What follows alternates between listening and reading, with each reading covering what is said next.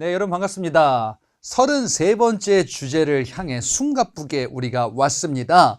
독립협회와 대한제국이라는 큰 두 가지 주제를 만나게 될 거예요. 자, 우리가 여기서 이제 해야 되는 거는요, 어떻게 이 나라를 잘 만들어야 할까라는 주제입니다. 서구의 문물을 받아들이자라는 것을 좀 넘어서 서구의 문물 받아들이는 것도 좋긴 한데, 근데 이러다가 나라를 뺏기겠다라는 거예요. 우리가 제대로 된 국가, 근대 국가를 만들어야 된다와 우리의 자주 국가를 지켜야 된다라는 이 두 가지 과제를 안고 있습니다. 자, 이 내용들을 어떻게 전개되는지 테마부터 보고 시작해 볼게요. 삼황오제라고 혹시 들어보셨나요? 이게 뭔지 한번 보자. 이건 중국이라는 이 지역을 처음으로 통일한 사람이 이 사람입니다. 원래 중국은요, 그 전에 좀 분열되어 있었어요. 그리고 일부 지역에 한정되어 있다가 중국이라는 어떤 큰 영역이라는 기준으로 하여 이 중국을 통일했다라고 평가받는 그 국가가 진나라입니다. 진나라가 중국을 처음으로 기원전 221년에 통일하게 돼요. 이렇게 통일을 했는데, 근데 지금 이 진나라의 왕이라고 하기에는 뭔가 모양이 빠져. 좀 신박한 새로운 표현이 없을까? 왕이라는 표현보다. 왜? 나는 왕 중의 왕이에요. 중국이라는 지역을 보니까 굉장히 넓은 광대한 지역이에요. 왕 중의 왕. 이것을 표현할 수 있는 새로운 칭호가 없을까? 고민하는 거죠. 그래서 중국의 옛 신화를 뒤지게 돼요. 중국이라는 지역을 만들었다라고 알려진 신화적인 존재들이 있는데요. 복희라는 이 존재는요, 불, 사냥 이런 것을 가르쳐 주었다라고도 전해지는 인물이에요. 신이다라고도 볼 수 있겠죠. 여화라는 존재는요, 인간을 많이 막 만들어줬대요. 그리고 복희와 여화가 또 결혼해가지고 또 아이들을 많이 막 이렇게 생산하면서 인구를 많이 늘렸대요. 사람들을 많이 늘렸대요. 그리고 신농이라는 존재는요, 농사 짓는 것을 가르쳐 줬었던 이런 존재였었대요. 그래서 이런 신화적인 셋의 존재가 있고요. 그리고 이후에 역사 인물에 해당하는 정말 옛날의 왕들이 등장하는데요. 이런 인물들이에요.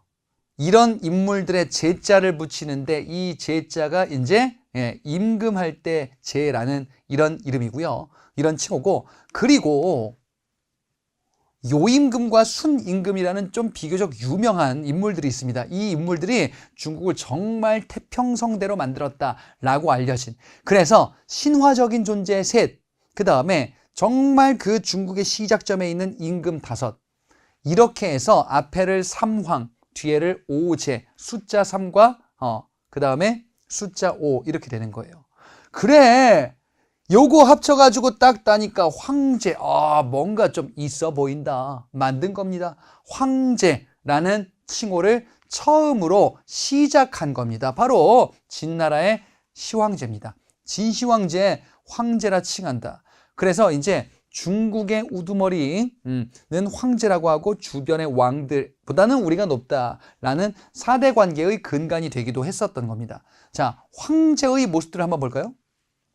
중국 명나라와 청나라의 황제들이에요.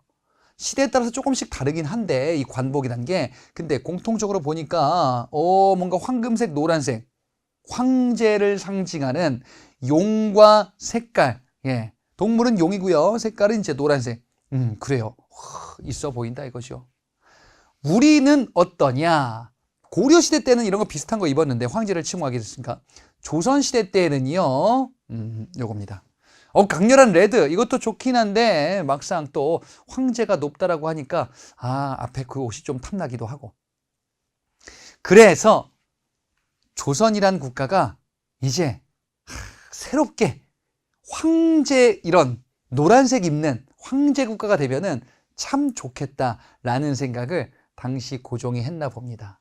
그래요. 황제 국가처럼 이렇게 딱 황제 국가의 관복을 입고 있습니다. 그래, 정말 뭔가 위엄이 더 넘쳐 보이는 것 같기도 하고, 그리고 당신은 서양 국가와 서양이 강력하다라는 이런 생각에 서양식 관복도 입자. 고종이 이렇게 서양식 관복도 입었어요. 그러면서 생각을 하겠죠, 고종은. 그래, 아무도 날 만만하게 보지 않겠지.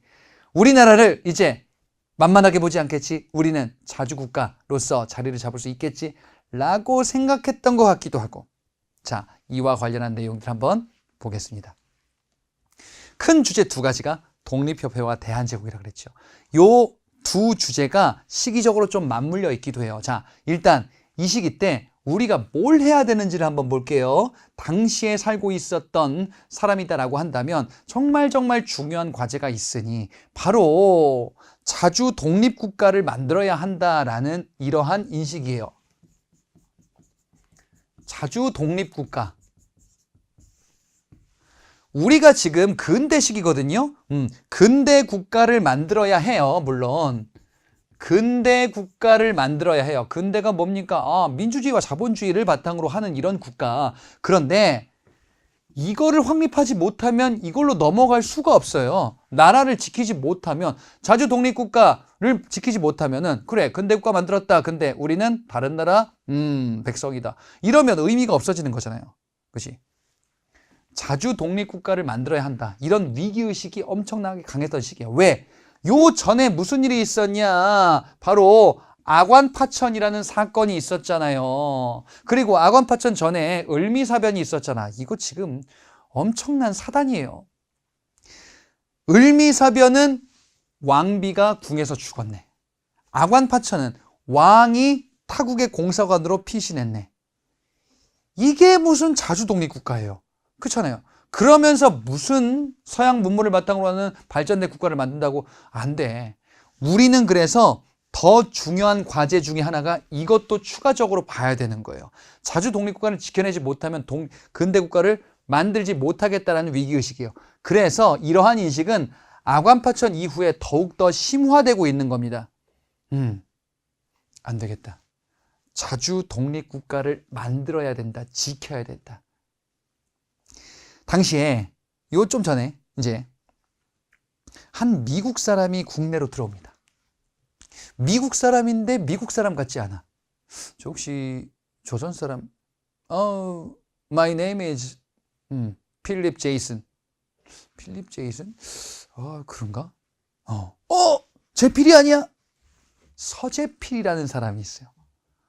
서재필이라는 사람이 원래 어디에서 참여했던 사람이냐면은 갑신정변 때 급진개화파로 참여했었던 사람이에요.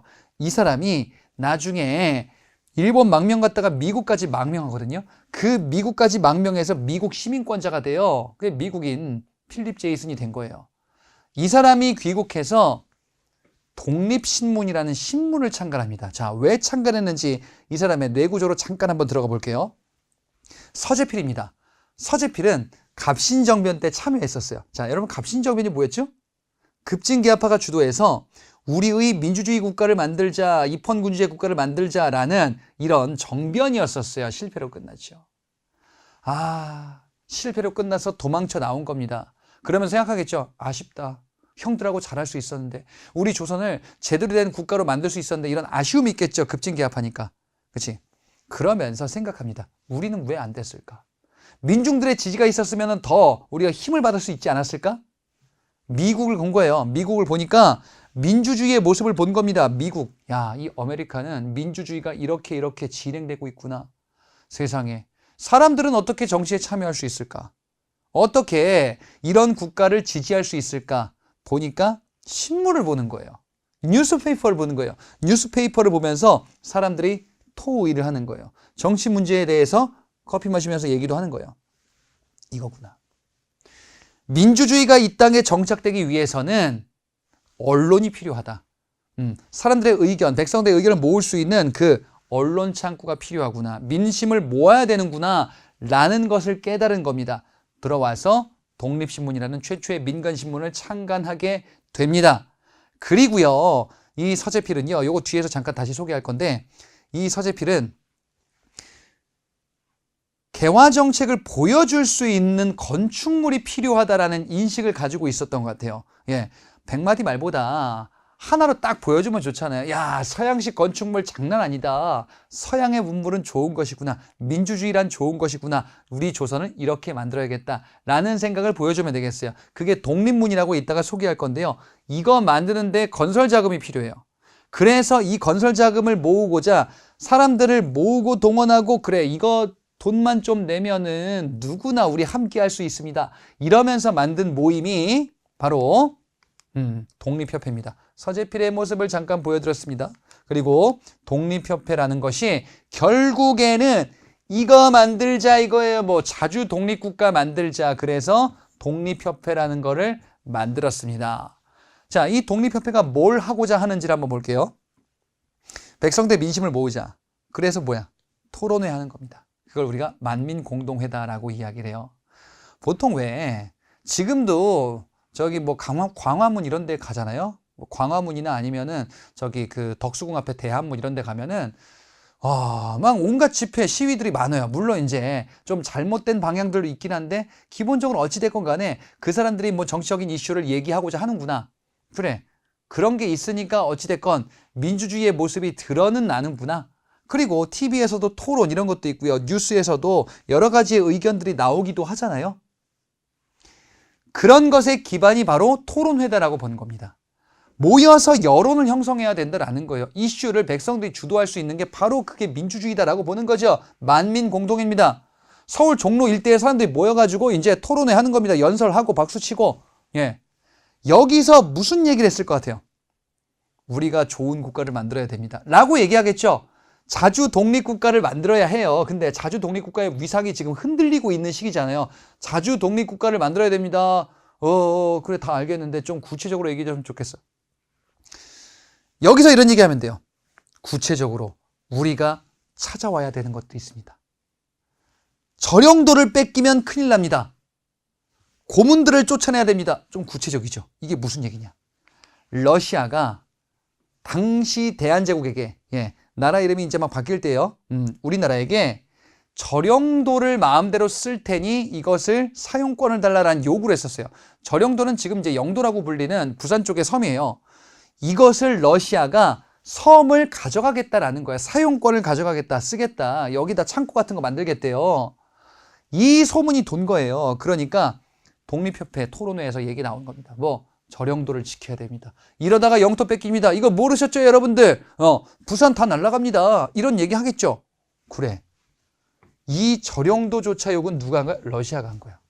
러시아가 아관파천 이후에 우리나라에게 이런저런 것들을 막 요구를 할 거 아니에요. 그래서 이것에 대해서 우리가 지켜내야 된다. 경제적인 이권 지켜내자. 이권 수호 운동을 전개하는 겁니다. 또 러시아가 우리나라의 금융자본을 잠식하기 위해서 한러은행 같은 걸 만들거든요. 러시아가 우리 돈 다 가져간다. 그 다음에 고문들도 우리나라가 러시아 고문들이 우리나라에게 막 간섭을 했거든요. 마치 청나라가 내정 간섭을 했던 것처럼 러시아도 이런 걸 막 시도하는 거예요. 이걸 지켜야 됩니다. 자주국가를 지켜야 됩니다. 라는 이런 토론회가 개최되고 호응을 얻고 사람들이 점점 늘어납니다. 그러면서 이것이 정책으로 구현될 수 있다면 민주주의가 이 땅에 자리를 잡는 거예요. 이게 독립협회와 관련된 활동이 되는 거죠. 나름의 좋은 성과를 거두었는지 정부에서 관리를 파견합니다. 저령도를 지켜냈거든요. 결국 러시아가 이걸 철회해요. 독립협회의 이런 요구들이 점점점 거세지니까 러시아도 부담스러워진 거야. 당시 정부 입장에서도 같이 하면 괜찮겠다. 관리를 파견합니다. 만민공동회에 관리가 왔어요. 그래서 관민공동회다라고 합니다. 관리가 파견된 만민공동회가 되는 겁니다. 자, 이 관민공동회에서요. 결국 관리들이 의견을 수렴하겠다라는 것은 뭘 얘기하는 거냐? 독립협회의 그 여론을 정책에 일부 반영하겠다라는 거예요. 그러면 정리를 해야죠. 관민공동회에서 건의문을 결의합니다. 바로 헌의 6조라는 결의문이에요. 헌의 6조의 내용들이 막 이것저것 있는데요. 간단히 정리해 드릴게요. 헌의 6조의 내용은 결국 뭐냐면은 우리의 이권을 지켜서 자주국가를 지켜내자라는 거예요. 자주 독립국가를 지켜내자. 그리고 민주주의 해야죠. 이걸 구체적으로 확인해 보자면 무슨 주장이냐? 이권에 관한 조항은 어떤 기관에서 하래요. 마음대로 일부 몇 명 사람들이 하지 말고 이권 문제는 중추원이라는 기관에서 잘 다루래. 그리고 외국인에게 의지하면 안 된대요. 왜? 자주 독립국가 지켜내지 못한다. 외국인들이 다 가져간다 이거예요. 민주주의는 어떻게 합니까? 피고의 인권을 존중하래. 피고의 인권을 존중한다? 그래. 민주주의 국민의 권리를 존중해줘야 된다라는 거야. 함부로 막 잡아가지고 죄인 취급하면 안 된다라고 얘기하는 거죠. 또 예산과 결산, 국가의 살림살이를 국민에게 알려달래. 국가가 왕이 쓰는 거 이거 뭔지 좀 알려달래요. 왜? 주인이 국가다라는 인식을 바탕으로 하는 민주주의 개념이에요. 이게 헌의육조 개념이야. 그래서 앞에서부터 계속 얘기하는 게 이거예요. 이거 민주주의 국가 만들자라는 게 결국에는 근대 국가 만들자라는 얘기잖아요. 그렇구나. 민권운동이라는 것 자체가 민주주의 개념 얘기하는 거예요. 그래서 참정권 운동을 전개하거든요. 참여하자라는 거예요. 백성들이 정치에 참여하자. 그러면 왕 혼자만의 국가가 아니라 국민들을 위한 이런 국가, 국민들의 국가가 될 수 있다라는 것을 얘기를 하는 거죠. 그지? 민권운동을 전개하면서 참정권 운동을 쭉 전개해 나가기도 할 겁니다. 자, 그리고 민중을 계몽시키기 위해서 우리의 자주독립국가를 지켜내야 된다. 서구식 제도를 바탕으로 민주주의 이런 서양식 문물을 적극 수용하는 것이 우리의 자주국권을 지켜내는 길이다. 라는 논리를 계속 홍보하고자 싶을 겁니다.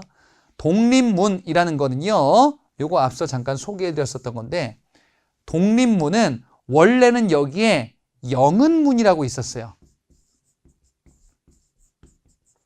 자, 큰 문입니다. 이렇게 생긴 건데요. 이게 영은문이 아니고 이게 독립문인데요. 이 자리에 다른 문이 있었어요. 영은문이라는 거는 청나라 황제의 사신이 올 때 요 영은문을 통과하는데 환영합니다. 은혜를 이런 뜻이에요. 청나라 황제님 잘 오셨습니다. 사신 여러분들 환영합니다. 이런 거예요. 4대 관계를 보여주는 대표적인 상징적인 건축물이죠. 근데 청나라 사신 황제님을 환영합니다. 이럴 필요 없어 이제. 왜? 청나라는 청인전쟁에서 패배해가지고 우리나라에 이래라 저래라 할 수가 없는 입장이 된 거예요. 영은문을 헐자. 그러면 여기다 뭔가 만들자. 그거 만든 게 이겁니다. 자, 요거는 프랑스 파리에 가면은 이거랑 거의 비슷하게 생긴 개선문이라는 게 있어요. 전 안 가봤습니다. 예. 개선문과 비슷하게 생긴 거예요. 서양식 건축물이에요. 그러면 인식을 어떻게 되는 거예요? 청에 대한 4대 관계는 끝나고 우리는 이제 서양처럼 강력한 국가가 될 수 있다라는 것을 보여줄 수 있잖아요. 그래. 이런 걸 홍보하는 거야. 독립관은 이전 청나라 사신이 머무는 모화관이라는 게 있었는데 숙소. 이것을 개편한 겁니다. 그래서 우리는 청사대 끝났다. 그래. 이제는 우리만의 자주독립국가 만들면 된다라는 것을 계속 알리고 싶은 겁니다. 자, 이 독립협회가 어떤 길을 걸어왔는지를 간단히 볼게요. 한 2, 3년 남짓 활약했었던 이 조직인데요. 자, 이 독립협회를 지원하고자 하는 흐름이 나오게 돼요. 뭐냐?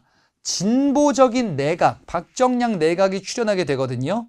당시 정부 내에서도 독립협회랑 같이 뭔가를 가보자. 야, 독립협회가 잘하는 거 보니까 러시아로부터 이권도 지켜내네. 백성들을 정부 운영의 축으로 삼으면은 우리 국가를 잘 지켜낼 수 있겠다라는 믿음을 갖고 있는 정부 대신들도 있었던 거예요. 그래서 이 박정량 진보 내각이 중심이 돼서 독립협회 의사를 받아들이고 구체적인 정책을 합니다. 어떤 정책을 할 거냐? 의회를 만들어요. 의회. 뭡니까? 국회. 뭐야? 민주주의의 상징적인 조직이죠. 국민들의 대표, 백성들의 대표, 그지? 의회 설립 운동을 전개하면서 기존에 중추원이라는 기관이 있었는데 이거를 의회로 개편하는 중추원 관제를 반포하는 거예요. 그럼 이 얘기는 무슨 얘기냐? 정부가 국회 만들어줄게. 백성들 대표 반, 정부 측 대표 반 해가지고 대표 기관을 만드는 거예요. 그래서 이제 뭐냐? 민주주의를 하겠다 이거야. 이렇게 쉽게? 당시 정부 내에서 진보 내각이 이거를 주도하는 거예요. 근데 진보 말고 누구도 있을 거냐? 보수도 있을 거예요. 원래 진보가 있으면 보수가 있어요. 좋고 나쁨 여부를 떠나서 당시의 행태가 어떤지를 한번 분석해 보세요. 진보는 당시에 새로운 것을 추구하자. 뭐 서구식 제도 받아들이자. 민주주의 안 할 수 없다. 당시로서는 새로운 걸 받아들이는 거죠. 근데 보수는 뭐예요? 지켜내자. 기존의 전통을 지켜내자. 그러니까 보수파들이 보기에 의회를 만들다? 아니 이거 뭔가 좀 제대로 된 사람들이 아닌 것 같은데 이들을 정치권에 끌어들인다? 이건 아니다. 라는 생각들을 하겠죠. 그래서 이 보수 세력이 이에 대해서 반발하게 될 겁니다. 그리고 당시 왕 고종한테 거짓 정보를 흘려요. 저들이 원하는 것은 공화정이라는 정치체제다. 공화정은 왕 군주가 없는 정치체제예요. 지금 우리 민주공화국이죠. 그죠? 저 독립협회 세력은 박정량을 대통령으로 만들어서 왕을 끌어내리려는 공화정이라는 정치체제를 만들려고 하고 있다. 근데 독립협회가 그런 걸 하려고 했던 게 아니었어요. 이러니까 고종 입장에서도 불안한 거야. 왕비는 그 전에 죽었고 나는 군중들한테 쫓겨 내려갈 수도 있겠구나. 안 되겠다. 독립협회를 쳐라. 고종이 황국협회라는 보부상 단체, 이런 단체를 동원을 할 거예요. 단체를 동원해가지고 왕이 시킨 대로 하는 이런 일종의 오른팔 단체예요.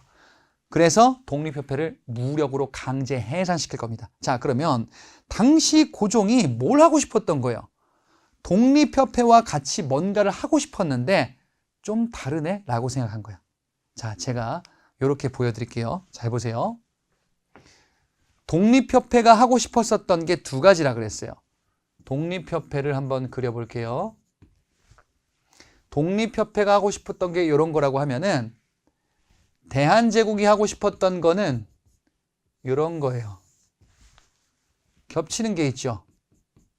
요 겹치는 게 자주 독립국가를 만들자라는 거는 겹치는 거예요. 자주 독립국가를 만들자. 우리의 자주 독립국가를 만들고 지켜내야 된다. 독립협회도 마찬가지고 이제 대한제국이라는 국가 얘기를 좀 할 건데요. 정부라고 일단은 먼저 이해하세요. 정부 입장에서도 지키는 게 먼저겠죠. 근데 독립협회는 여기다 추가되는 게 하나 더 있었어요. 뭐가 있냐? 요게 바로 민주주의예요. 국민이 주인이 되는 이런 국가를 만들자라는 게 독립협회예요. 근데 정부는 그건 아니었던 거예요. 자, 하나씩 볼게요. 일단 대한제국이라는 이 호칭이 갑자기 왜 나왔습니까? 자, 이거는 나라 이름이 바뀐 겁니다. 어떻게 바뀐 거냐? 자, 다시 독립협회 만들어지기 전 아관파천으로 돌아가 볼게요. 아관파천, 그러면 고종이 어디 있는 겁니까? 러시아 공사관에 도망쳐 있는 거예요. 이 아관파천 당시에 고종이 러시아 공사관에 있으니까 여러 가지 안 좋은 게 너무 많은 거예요. 고종이 러시아 공사관에 있으니까 러시아가 고종에게 요구하겠죠. 우리에게 요구하는 거예요. 여러 가지 이권을 요구할 겁니다. 그러면은 안 들어준다. 그러면은 나가라. 나가면 일본한테도 죽을 수도 있어. 러시아한테 이것저것 퍼주고 다른 국가들에게도 퍼줄 수밖에 없어요. 예, 우리가 대외적인 인식이 너무 형편없어진 거예요. 안 되겠다라는 생각에 돌아갈까? 근데 고종은 좀 무서워. 이럴 때 이제 독립협회가 나오는 겁니다.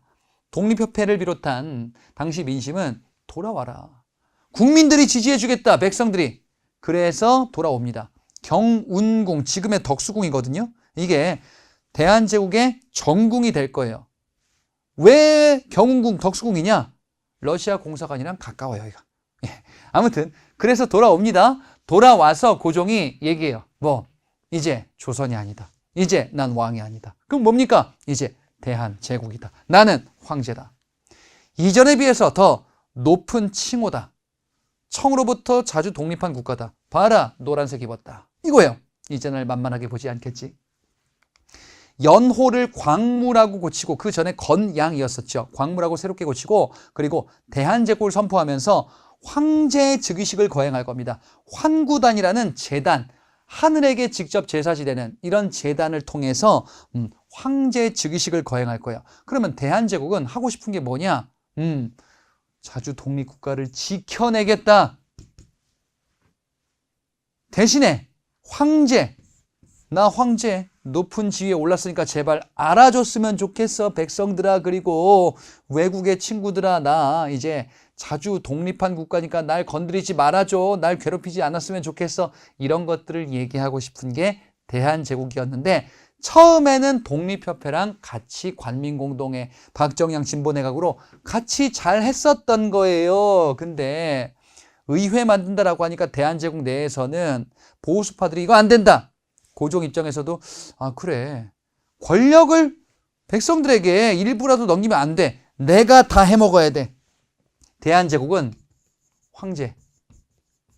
황제권을 강화시켜야 돼. 여기에 올인이에요. 그러니까 독립협회랑 다른 거예요. 민주주의가 아니고 백성들은 정치에서 빠져. 자주 독립국가는 내가 지킨다. 황제 혼자서 하겠다. 황제권을 대폭 강화시키겠다. 황제의 권력을 집중하겠다. 이게 대한제국의 전략이다라고 보시면 돼요. 자, 그러면 대한제국은 기본적으로 황제권을 강화한다라는 것이 기본 목표죠.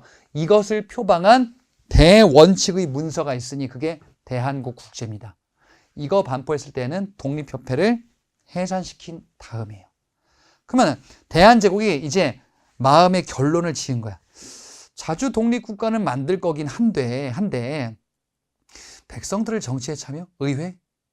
글쎄, 이건 아니야! 하고 나서 황제가 다 해야 돼. 백성들의 권리는 황제를 섬기는 것밖에 없어. 이렇게 가는 게 대한국국제고 대한제국의 개혁이에요.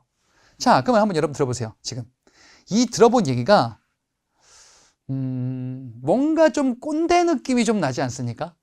새로운 근대국가, 근대사 시기 때의 모습과는 좀 다르지 않나요? 근대국가의 모습을 제가 두 가지로 소개했습니다. 근대국가는 민주주의와 자본주의라 그랬어요. 근데 우리에게 추가되는 거 하나가 여기에 자주 독립국가예요. 자, 그러면 대한제국은 맞나요? 자주 독립국가는 맞아. 추구하는 게. 근데 민주주의가 아니잖아요.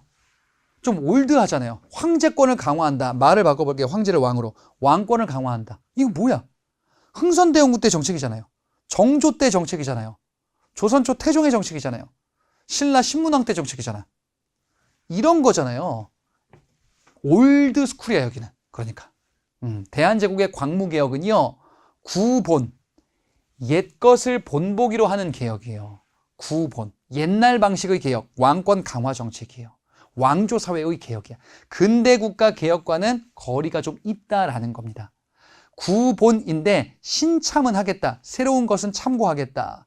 새로운 문물은, 서구식 문물은 도입해서 자주국가는 지켜내겠다. 그러니까 반은 맞고 반은 틀리다. 대한제국의 개혁은요. 자, 그러면 좀 구체적인 얘기를 볼게요.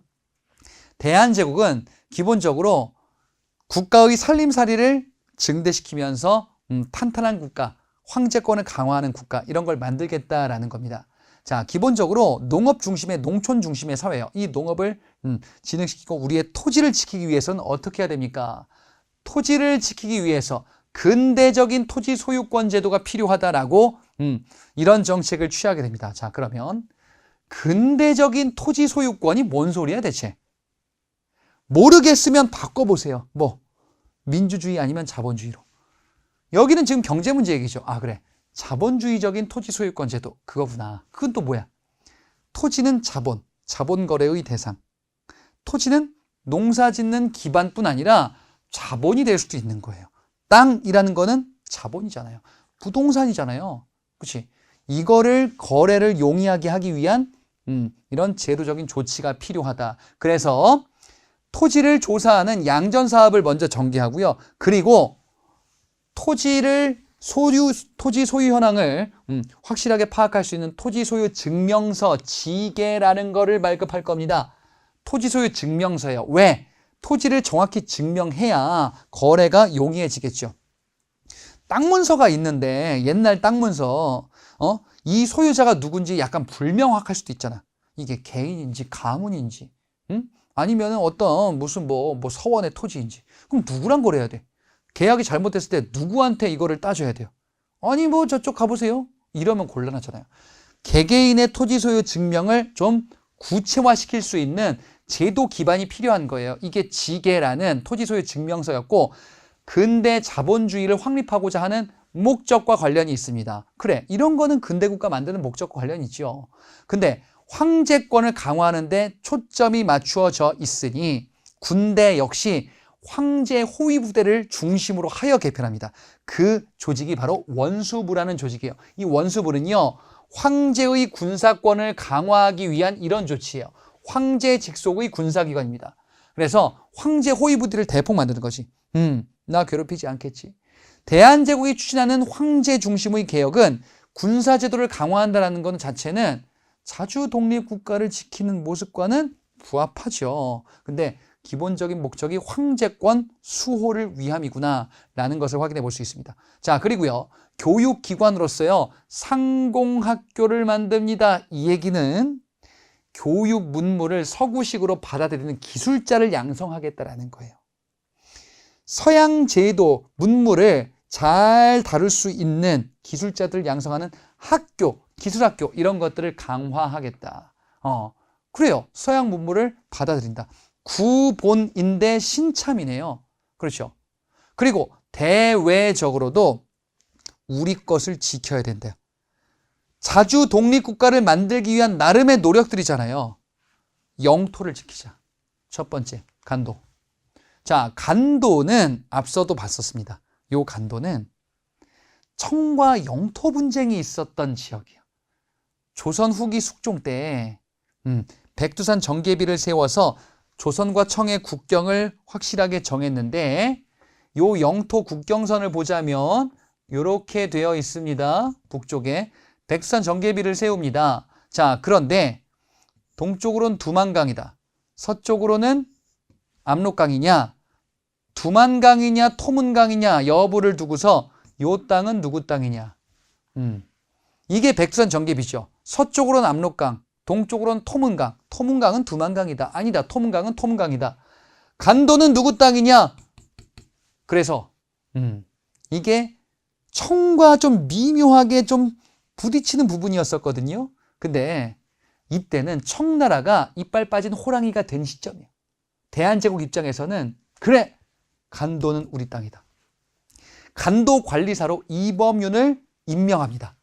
그리고 이 지역에서 세금 걷어요. 그리고 이 지역에 군대도 보내요. 청나라는 대한제국의 이런 행태를 보고서 뭐야 니들? 이거 좀 애매하고 이거 우리 땅이야. 청은 그렇게 주장하겠죠. 예, 청나라 군대가 와요. 싸웁니다. 이겨요. 간도는 우리 땅이다 이거예요. 예, 대한제국이 자주 국권을 회복하겠다. 그리고 지켜내겠다. 부합하죠. 물론 간도는 나중에 일본이 청나라에게 넘겨버릴 거예요. 예. 독도도 있습니다. 독도도 당연히 우리 땅인데 일본이 독도를 호시탐탐 지금 노리고 있는 느낌 같은 느낌. 본격적인 야욕을 드러내긴 전이거든요. 예, 근데 일본이 야 이거 독도 이 지역에 일본 불법 어민들도 많이 오고 이걸 우리가 지켜야겠다. 그래서 이 지역 울릉도 일대에 확실한 행정구역을 정비하게 될 겁니다. 대한제국이 그래서 간도와 독도 이 영토를 관리하기 위한 나름의 노력들을 하고 있습니다. 대외적으로. 그럼 대한제국은 지금 뭐 하고 있는 거냐면은 우리 자주국권을 지키고 서양 문물을 수용하겠다. 그리고 대외적으로도 우리 것을 지켜내겠다. 자주 독립국가를 만들겠다. 대신에 백성들아 황제를 섬기기만 해. 민주주의는 안 돼. 내가 한다. 황제권이다. 이렇게 가는 게 대한제국이에요. 독립협회는 조금 달랐죠. 독립협회는 민주주의를 바탕으로 하여 백성들의 참여를 바탕으로 자주독립국가를 지켜내겠다. 이랬던 거지. 자, 하지만 대한제국이 관권, 군사력을 가지고 있으니까 결국에는 독립협회를 제압하고 황제 중심의 근대국가를 만들고자 하는 노력을 하고 있는데 과연 이 노력은 잘 유지될 수 있을지 글쎄요. 다음 단원에서 그 결말이 나오겠죠. 자, 일단 이론은 여기까지 하고요. 저는 문제풀이에서 이 내용을 확인해 보도록 하겠습니다. 자, 우리 배운 내용들 문제를 통해서 확인해 보겠습니다. 독립협회와 대한제국 내용들이 이런저런 것들이 있었습니다. 1번 보겠습니다. 가 단체 활동으로 옳은 것을 골라보자. 지금 아버지와 아들이 있습니다. 아버지가 아들에게 덕담을 하고 있어요. 아들아, 졸업생이 된 것을 축하한다. 백정의 아들로 태어나 차별을 극복하고, 백정은 조선시대 때 천민대우를 받았었던 그런 계층이죠. 도살업자들, 이런 출신들이지요. 자, 이 백정이라는 신분 출신의 구애를 받지 않은 단체와 관련이 있나 봅니다. 보니 10년 전 가가 주도한 관민공동의 개회식에서 당당하게 뜻을 밝히신 아버지의 연설에 감명을 받았대요. 이 단체에서 이 아버지가 백정 출신이었었는데 당당하게 자신의 뜻을 밝혔답니다. 관민공동회라는 키워드가 있습니다. 자, 이 관민공동회라는 이 단체에서 신분이 중요하지 않았었던 이 단체에서 아버지께서 우리가 힘을 합해서 나라를 지키자라는 이런 뜻을 밝혔나 봅니다. 관민공동회다라니까 바로 독립협회라는 단체가 맞구나라는 사실을 확인해 볼 수가 있겠지요. 자, 이 독립협회는요, 만민공동회, 관민공동회 이렇게 이제 발전하게 되는 이런 민중 집회를 개최하게 되고, 이 집회를 계기로 하여 이제 많은 우리의 이권을 지켜내자, 우리의 자주국권을 지켜내자라는 운동을 벌이기도 했었죠. 자, 따라서 가단체 독립협회에 대해서 옳은 것을 골라주시면 되겠습니다. 1번. 일제 황무지 개항권 요구를 저지하였다라고 되어 있는데요. 자, 요거는 뒤에 나오는 바로 보안회라는 단체에 대한 설명입니다. 2번에 중추원 개편을 통한 의회 설립을 추진하였다. 중추원이라는 이 기구를 근대식 의회로 개편하고자 하는 이런 노력을 기울이게 되고요. 대한제국이라는 이 국가 역시 초반에는 이런 작업을 같이 추진했었다라고 봤었습니다. 자, 그래서 2번이 되겠죠. 3번, 농촌 계몽을 위한 부나로드 운동을 전개하였다. 이건 일제강점기 가서 동아일보가 주도하게 되는 민중운동, 민중계몽운동이다라고 볼 수 있습니다. 4번에 외교활동을 펼치기 위해서 구미위원부를 설치하였다. 구미위원부는요, 마찬가지로 일제강점기 때 등장하게 되는 대한민국 임시정부 이 단체가 만든 외교활동 위한 기구입니다. 5번에 여성의 평등한 권리를 주장하는 여권통문을 발표하였다. 자, 우리 민족 최초의 여성단체로 발전하게 되는데요. 찬양회라는 단체가 나오게 되는데요. 요건 조금은 이제 좀 깊이 들어가는 내용이기 때문에 요 시기에도 여성단체라는 게 처음 출현은 했구나 정도를 기억하시면 되겠습니다. 서울의 북촌 양반들이 중심이 돼서 이제 우리의 여성이라는 이 주제에 대해서도 관심을 갖자라는 이런 단체로 발전하게 될 겁니다. 자, 어찌됐건 독립협회가 직접적으로 추진했었던 활동은 아닙니다. 자, 답은 2번이 되겠습니다. 2번 문제. 가나 사이 시기에 볼 수 있는 모습으로 적절한 것을 골라보자. 자, 가의 사료를 보니까요. 천지를 구하는 제사를 지냈대요. 왕태자가 배참회 때. 그래, 지금 왕실이 뭔가를 하고 있구나 라는 걸 알 수 있습니다. 쭉 보니까요. 황제의 자리에 오르소서라고 되어 있습니다. 황제의 자리에 오르나 임금이 두 번, 세 번 사양하다가 원래 보통 이런 거 있으면은 난 이런 거 못한다. 아유, 뭘 이런 걸 다 해가지고 이제 사양하는 것처럼 하는 이런 어떤 상황을 연출을 하지요. 그리고 결국에는 황제의 자리에 오르게 되죠. 어차피 오르실 거, 이런 앞에 잠깐의 쇼가 있었던 겁니다. 어쨌든 왕이 황제에 올랐구나라는 사실을 통해서 바로 대한제국이 출범하게 되었다. 고종이 황제에 오르게 되었다라는 사실을 우리가 확인했었죠. 그래서 대한제국이 출범했다라는 사실. 대한제국이 출범했을 때에는요. 독립협회가 아직 있을 때예요. 그래서 시점으로 보자면 독립협회가 이렇게 쭉 만들어지고 이후에 해산될 때까지 이 시간을 이렇게 잡아둔다면 대한제국이 이렇게 쭉 이어지게 될 겁니다. 자, 그러면 대한제국과 독립협회가 공존하는 이런 시기가 있다라는 시점 정도 파악을 한번 해보고 요 문제를 접근해 보자 이거죠. 자, 나에 보니까요. 이제 본소에서 대한국 국제를 잘 상의하고 확정하여 보고하라는 조칙을 받들었대요. 대한국 국제. 대한국 국제는 대한제국이 제정한 일종의 헌법입니다. 자, 근데 이 대한국 국제의 내용인즉슨 뭐라고 볼 수 있냐? 황제권을 강화하는 이런 조치죠. 황제가 모든 대한제국의 통치권을 막 집중해서 한다. 황제가 짱이야. 이런 게 대한국 국제였었어요. 자, 그러면 이 대한국 국제가 반포됐었던 거는 대한제국 출범과 동시인가? 아니다 이거지요. 독립협회가 해산되고 나서 대한국 국제가 반포되게 될 거거든요. 그러니까 대한국 국제가 반포됐다라는 거는 독립협회가 해산됐다라는 거예요. 왜? 독립협회는 민주주의를 하자 이런 거였잖아요. 근데 대한제국의 대한국 국제는 그거 아니다라는 대한국 국제 황제권 강화잖아요. 그래서 그것과 그 독립협회와 공존하긴 어렵다라고 시점을 이렇게 구분해 주시면 되겠습니다. 자, 그러면 공존하는 시기에 뭐 했는데요? 대한제국의 관리들 와가지고 관민공동회 하고 이런 거 한 겁니다. 2번이죠. 그래서 관민공동회는 대한제국과 독립협회가 공존하는 시기와 관련된 그 이벤트다라고 볼 수 있겠어요.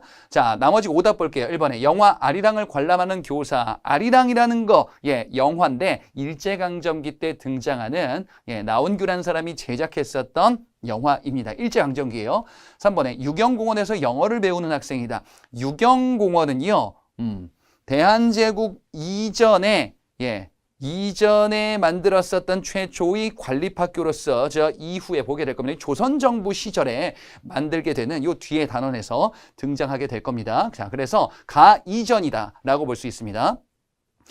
4번에 경부선 기차를 타고 부산으로 가는 기자다. 경부선이라는 거는요. 러일 전쟁이 벌어진 이후에 등장하는 새로운 철도 문물이에요. 자, 그래서 대한제국 시기에는요.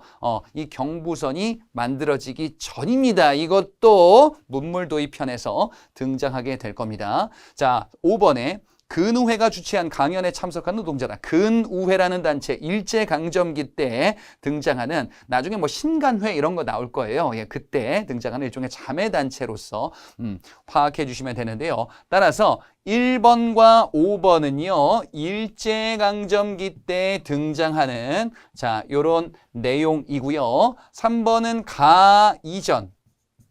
그다음에 4번은 나 이후. 자, 이렇게 시점을 정리해 볼 수 있겠습니다. 3번 문제입니다. 밑줄 근 개혁의 내용으로 옳은 것을 골라보자. 자, 고종이 황제로 즉위했대요. 아까 문제에서 봤었죠? 2번, 3번 사양하다가 이분께서 황제에 즉위했단 말이지. 그래서 이제 대한제국이 출범했구나. 그리고 추진한 개혁이다 라고 한다면 대한제국의 이 개혁이 되겠죠. 바로 광무개혁입니다. 대한제국은 연호를 광무라고 하고요. 광무개혁을 본격적으로 시행하게 된다라는 내용을 봤었습니다. 자, 그리고 이 광무개혁의 내용에 황제 직속의 군사조직인 원수부. 그래서 황제권을 이렇게 군사력으로 뒷받침하고 있구나라는 사실을 파악해 볼 수 있겠죠. 그리고 구본신참이다라는 것은 옛 것을 본보기로 새로운 것을 참고한다라는 황제권을 강화하는 이런 개혁의 내용이다. 군주권, 황제권을 강화하는 이런 개혁이었었지요. 자, 그리고 기타 등등의 개혁과도 자, 이렇게 관련이 있다. 자, 정도를 정리해 보시면 되겠습니다. 자, 광무개혁과 관련한 대한제국의 내용을 찾아주시면 되겠습니다.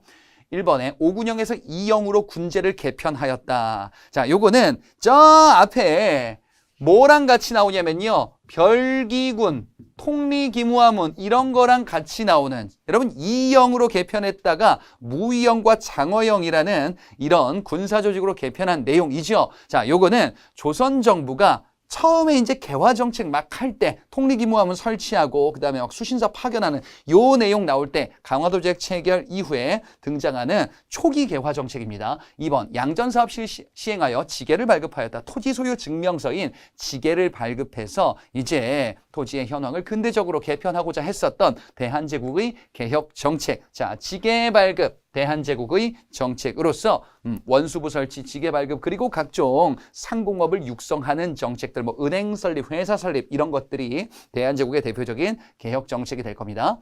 3번. 방문국을 설치하여 한성순보를 발행하였다. 자, 요것도 뒤에 이제 문물 도입편에서 등장하게 될 텐데요. 한성순보를 설치했다. 요거 최초의 우리나라의 근대적인 신문인데요. 자, 요거는 저 뒤에 이모군란 갑신정변 그 사이쯤에 등장하는 조선정부 시기 때의 근대 정책이 되겠어요. 4번에 개혁의 방향을 지시한 홍범 14조를 반포하였다. 홍범 14조의 반포는 2차 갑오개혁의 지침이었었죠. 요거는 봤었어요.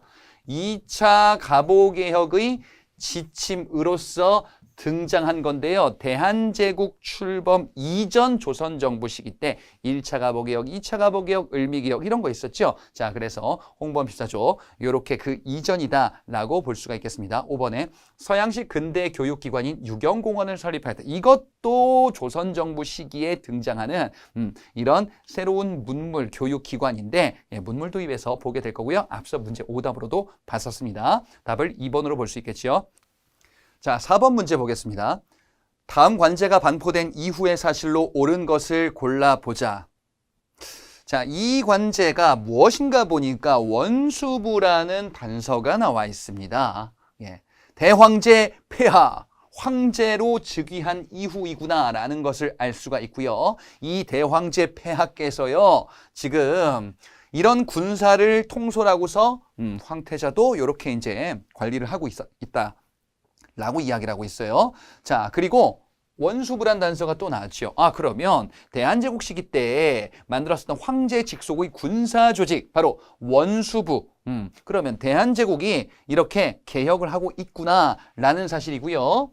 그 이후다라고 한다면 대한제국의 광무개혁을 추진하는 그 이후 시점에 해당되는 내용을 골라주시면 되겠네요.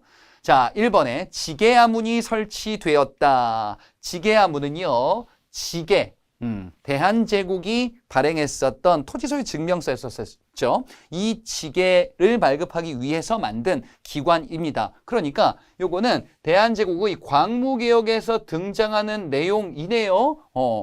그럼 앞서 봤었던 원수부 설치 그 이후 시기에 해당되는 후보로 일단 올릴 수가 있겠죠. 이게 두 개 뭐가 뭔지는 모르겠습니다만 어찌됐건 간에 대한제국의 광무개혁의 내용에 같이 있잖아요. 자, 그러면 1번은 후보로 올리자. 2번에 군국기무처가 창설되었다. 이 군국기무처는요, 1차 갑오개혁의 추진기구였었어요. 그러니까 대한제국 출범 이전이니 이후다라고 하는 문제에서는 탈락. 3번에 오군영이 이영으로 통합되었다. 오군영이 이영으로 통합되었다. 예, 요것도 앞에 오답에서 봤었는데요. 조선정부의 초기 개화 정책에 이 내용이 들어가 있다라고 봤었어요. 그래서 통리기만 별기군 설치와 관련해서 기존의 오군영을 무의영과 장어영으로 개편했었다. 따라서 보기 2번의 내용보다 더 앞에 있는 바로 조선정부 시기 때 정책. 4번에 한성사범학교가 설립되었다. 한성사범학교의 설립은요, 요거는 개혁 중에서 언제 들어가냐? 2차 갑오개혁 시기에 들어가는 내용입니다. 예, 문물 도입에서 요거 역시 다시 한번 말씀드릴 거예요. 5번에 건양이라는 연호가 제정되었다. 건양이라는 연호는 을미개혁 시기 때 양력을 건설한다. 양력을 세운다라고 해서 태양력 시행과 더불어서 봤었던 내용입니다. 자, 그래서 이 대한제국 시기 때는 아니지요. 물론 대한제국 시기 때는 광무라는 연호를 제정한 후에 이제 막 개혁들을 하는 겁니다. 자, 어쨌든 5번은 오답이 되겠죠. 자, 답은 1번 이렇게 정리를 해볼 수 있겠습니다. 자, 저는 이제 다음 강에서 다시 여러분들 찾아뵙도록 하겠습니다. 수고하셨습니다.